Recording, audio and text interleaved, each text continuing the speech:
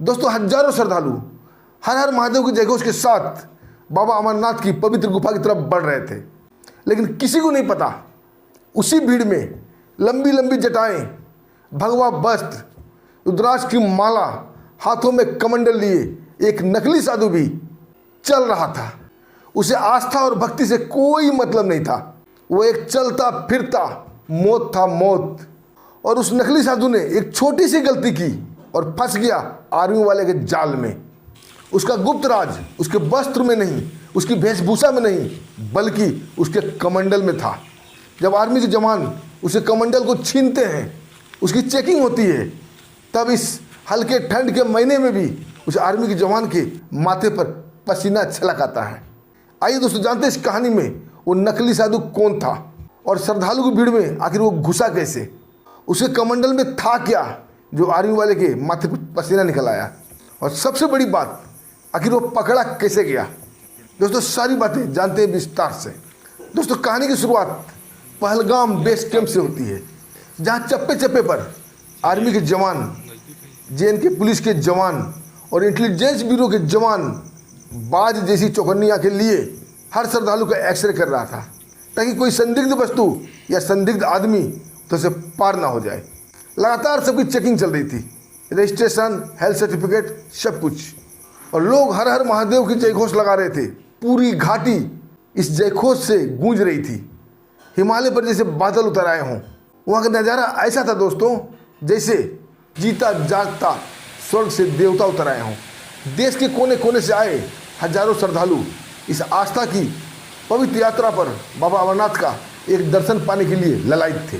और इधर सीमा पार पाकिस्तान में कराची के एक गुप्त अड्डे पर एक हाई फाई मीटिंग चल रही थी, और इस मीटिंग में शामिल थे पाकिस्तान आर्मी के अधिकारी, इंडियन मुजाहिदीन के चीफ, ISI के एजेंट और कई आतंकी संगठन के आका। सबके चेहरे पर मातम पसरी हुई थी, और मातम इसलिए थी इन्होंने कई बार कोशिश किया भारत में आतंकी भेजकर दहलाने की, लेकिन इनकी हर बार कोशिश नाकाम रही और इंडियन आर्मी के बहादुर जवान इन आतंकियों को मार गिराए। और इस बार सब मिलकर एक फुल प्रूफ प्लान बना रहे थे, ताकि भारत को छोड़ दिया जा सके, दहलाया जा सके। और आखिरकार फैसला होता है, इंडियन मुजाहिदीन का एक ट्रेंड आतंकी को चुना जाता है और उसे साधु बनाने की ट्रेनिंग दी जाती है। हिंदू जयघोष, देवी देवता के बारे में बताया जाता है, चलना फिरना बोलना, पूजा पाठ के तरीके। कई दिन ट्रेनिंग के बाद वो आतंकी बिल्कुल परफेक्ट हो चुका था। अब उसके माथे पर लंबी लंबी नकली जटा लगा दी गई, नकली दाढ़ी लगा दिए गए, माथे पर बड़ा सा चंदन टिका, कई रुद्राक्ष की मालाएं, हाथ में कमंडल। जब वो आईने में अपने आप को देखता है तो पहचान नहीं पाता है कि वो वही था, और नाम था उसका अब्दुल कुरैशी। दोस्तों उसे पहलगाम लाया जाता है, बाकायदा उसका रजिस्ट्रेशन कराया जाता है, उसका हेल्थ सर्टिफिकेट बनाया जाता है और उतार दिया जाता है फील्ड में। हजारों श्रद्धालु के साथ हर हर महादेव को जयघोष करता हुआ वो भी आगे बढ़ रहा था। जब पहलगाम बेस कैंप पर उसका सर्टिफिकेट चेक होता है तो वहाँ वो पास हो जाता है। वो मन ही मन काफ़ी खुश होता है कि हमने भारत के साथ साथ भारत के जवानों को भी चकमा दे दिया है। और लोग जब श्रद्धा से उस साधु को देखते तो उसे सर झुकाकर प्रणाम करते। लोगों को बड़ी खुशी हो रही थी कि उनके जत्थे में एक साधु भी चल रहा है। जब भी कोई उसे प्रणाम करता वो भी जोर से हर हर महादेव बोल देता। लेकिन कहते हैं दोस्तों, चोर के डाली में तिनका, बचपन की आदत कभी नहीं मिटती है। और एक बार किसी ने उसे प्रणाम किया और वो प्रणाम की जगह पर, हर हर महादेव की जगह पर उसने सलाम कर दिया। सामने वाला व्यक्ति उसे गौर से देखने लगा।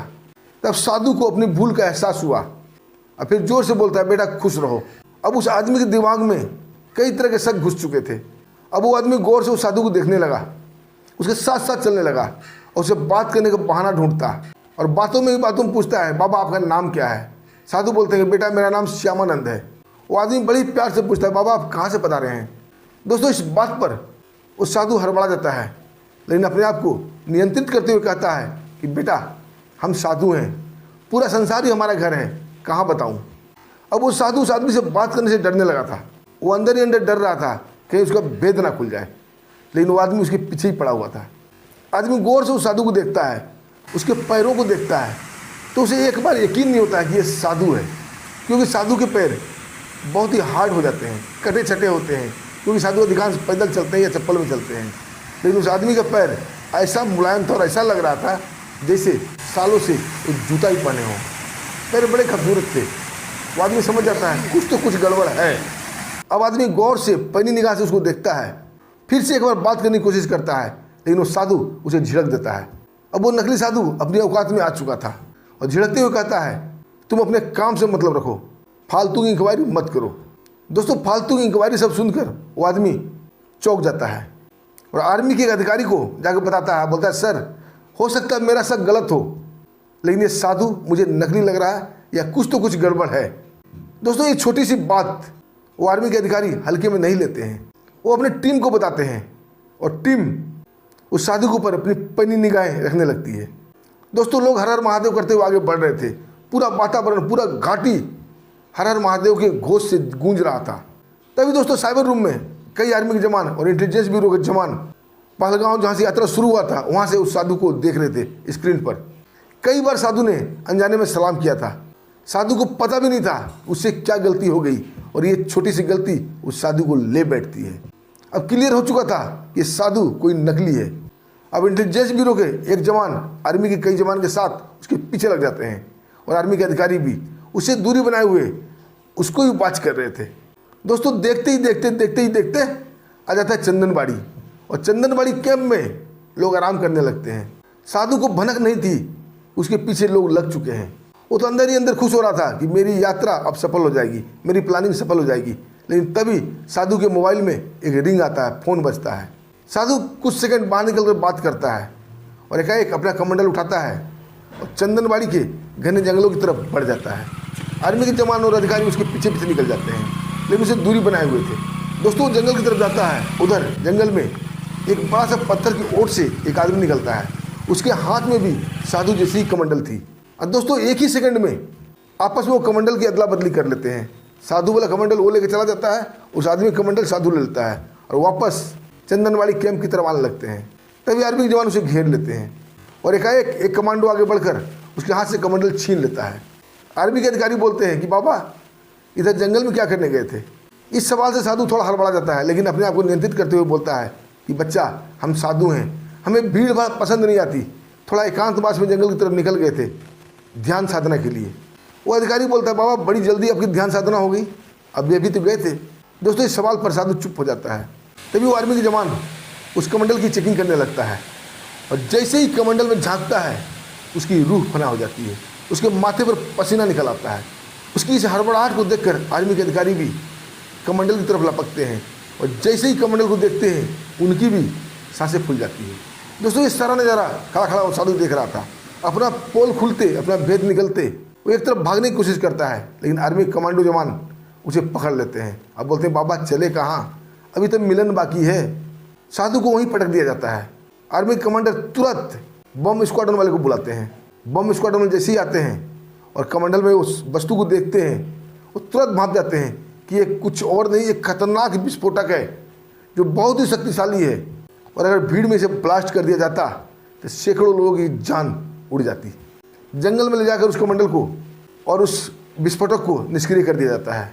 उसके बाद आर्मी कमांडर जोर का थप्पड़ उस साधु को मारते हैं। अब बोलते, तेरी साधुगिरी तो अब निकलेगी। तभी दोस्तों, एक जवान उस साधु का बाल पकड़ कर जोर से खींचता है, लेकिन ये क्या, बाल तो उसके हाथों में आ गए थे। उस साधु तो अंदर से पूरा टकला था।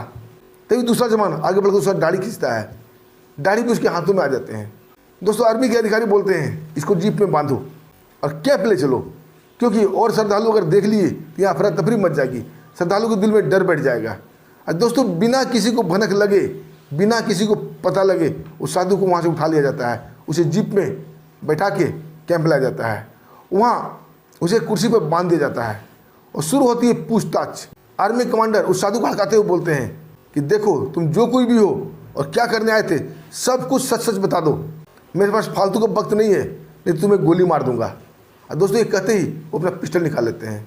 दोस्तों, नकली साधु डर से थर थर काँपने लगता है, उसकी तो पेशाब निकल जाती है मौत को सामने देख, और रोते गिड़गिड़ाते हुए बोलता है, साहब गोली मत मारना, आपको मैं सब सच सच बताता हूँ। और दोस्तों, कहानी शुरू करता है।